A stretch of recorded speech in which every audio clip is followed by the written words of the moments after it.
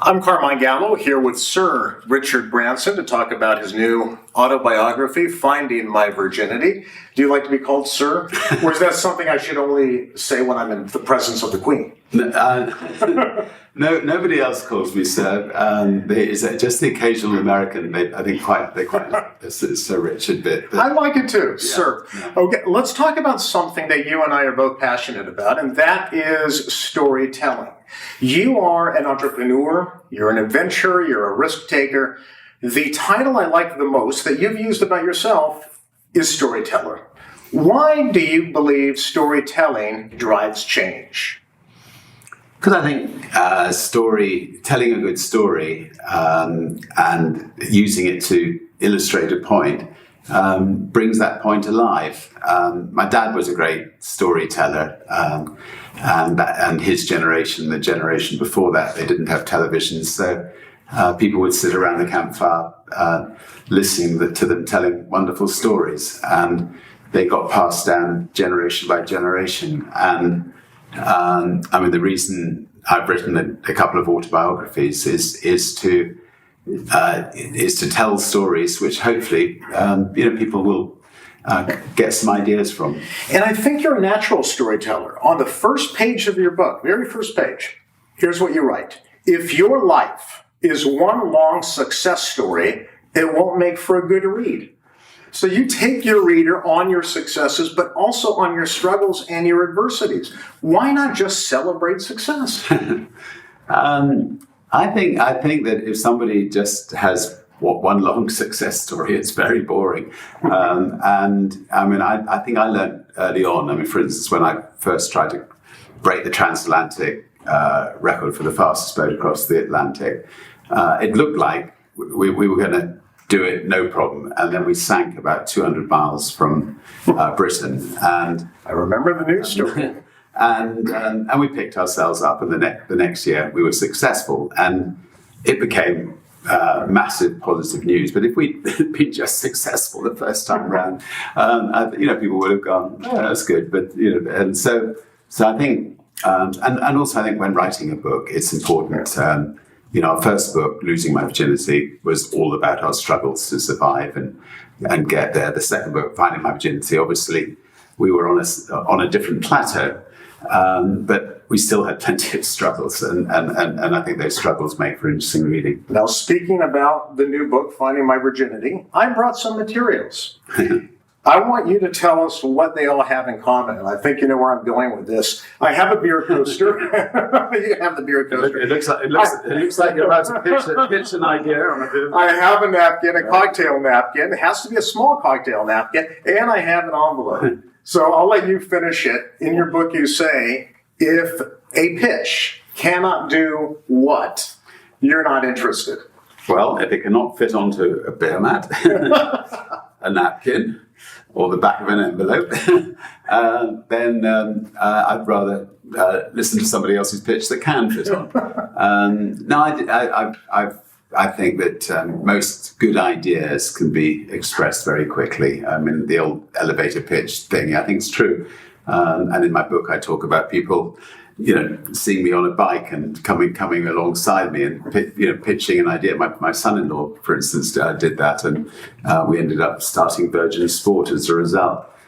So short, succinct, get your key points across and grab the attention. And you have a fascinating story in the book where you talk about the pitch literally on the beer mat, which was for originally Virgin Blue, which is now Virgin Australia Airlines.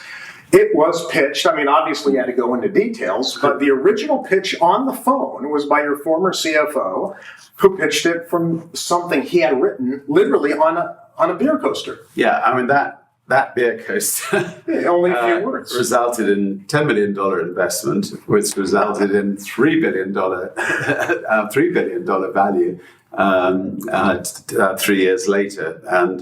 And we actually had fun telling some really quite exciting stories about how that little airline in Australia took on Qantas and did very well. But Richard, tell me, let's think this through. why the beer mat? Why the cocktail napkin? Why is it so important to get my idea across to you succinctly? Why not an 8x10? Why not a notebook, a pad, or a 20-slide PowerPoint? What is it about the napkin idea? Well, I suppose the beer mat may mean that at the same time I had a couple of drinks. So you're more receptive. I was looking for something deep. You're just more receptive. No, I think, for instance, PowerPoints, I just go to sleep, and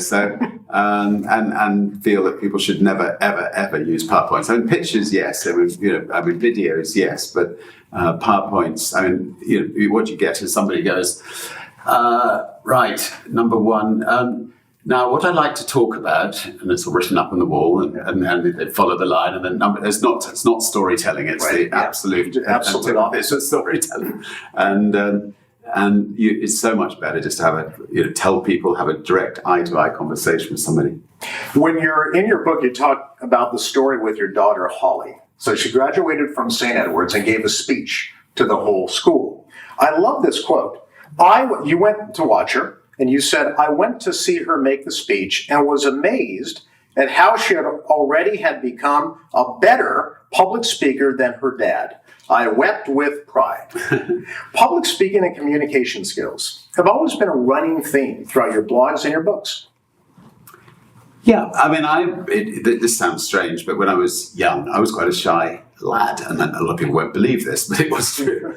My mum, I remember her saying, shyness is a form of selfishness. You just got to, and she would put me up on the stage in front of relatives who'd come and said, right, you perform, and you think of them, you don't think of yourself. And I think, it was right. She sort of helped me overcome that shyness. And what I learned quite early on was that the best way of public speaking is to think that you're in the living room having a chat with a friend, and don't try to learn a speech off by heart, which I once made the mistake of doing, and that was a horrible experience. Try to make sure you're talking about something you know about, and do it in a very chatty way. And I think then people will be interested, and they won't feel that they've been talked down to. I believe, and I feel very strongly about this, I believe that ideas are what I call the currency of the 21st century. We're only as valuable as the ideas we have to get across. Your ability to communicate persuasively is one of the single greatest skills that I believe set an entrepreneur or a business professional apart these days. Would you agree? Yeah, I would agree. I think that because I'm dyslexic, I simplify everything. I don't complicate. I don't complicate things. And Virgin, in all its businesses that we go into, we don't talk jargon. They have to pass the Richard test. If Richard understands it, they know the public will understand it.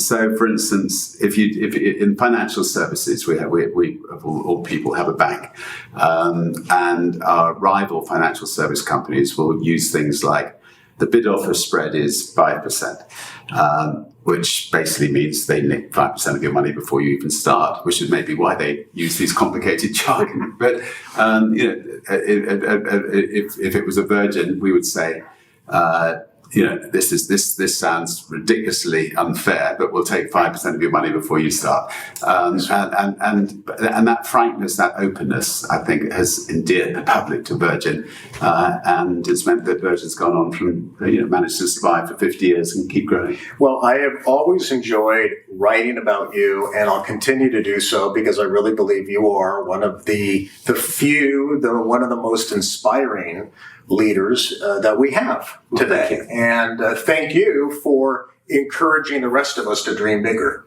And well, you're very kind, and I always enjoy reading what you write about. So thank you very much. Thank you, Richard. Nice meeting you. Yeah, thanks for coming by on a Sunday.